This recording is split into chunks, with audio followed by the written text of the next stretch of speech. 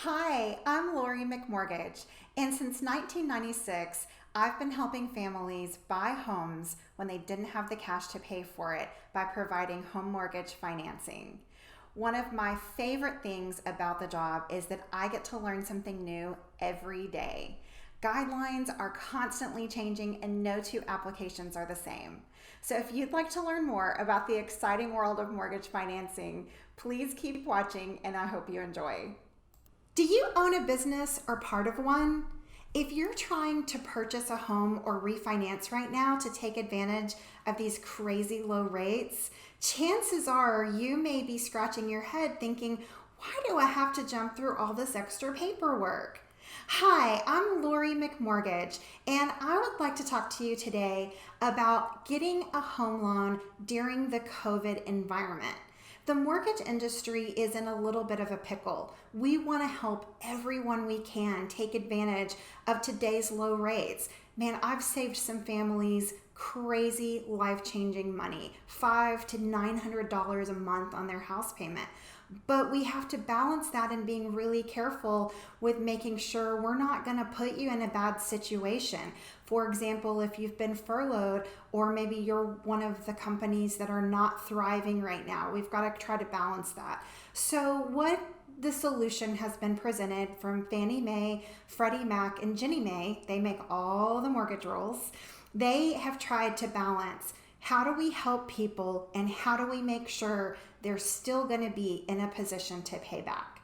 So if you work for a company, it's pretty easy. You update your pay stubs with us every time you get one until you close on the loan. And that way we make sure you haven't been furloughed, your hours haven't been cut, something hasn't changed in your ability to qualify.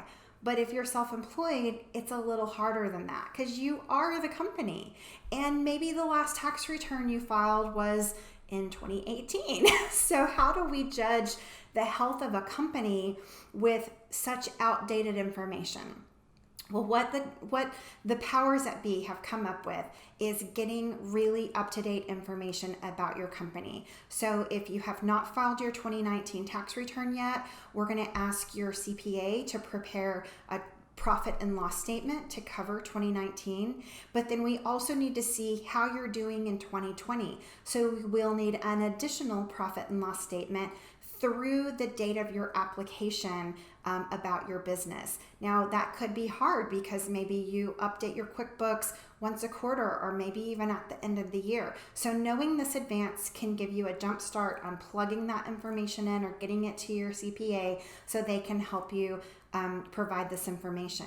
In addition to that, we want to make sure these aren't pie in the sky numbers. So we're also going to look at your most recent two bank statements for the business to see are your receipts and your revenue in line with what we're seeing on the profit and loss statement. So if your profit and loss says you've averaged $100,000 a month in receipts, we're going to look at your bank statement activity and say, yeah, their deposits support that activity. And then the kicker is just like the guy who's got to give us pay stubs every time he gets paid. Every month during your transaction, we're going to look for an updated P&L and an updated bank statement just to make sure your business is still healthy and thriving and we're not setting you up for foreclosure. So definitely more paperwork right now, but man, depending on your current situation, there's lots of savings as well. Hi, I'm Lori McMortgage, and I help people buy homes when they don't have the cash to pay for it. If it's your first home, your next home, or your rental home, my team and I will make sure you have the right financing in place and the process is smooth and easy. Thank you so much for watching today. I hope you enjoyed the video and please reach out to us at the information provided. We can't wait to talk to you.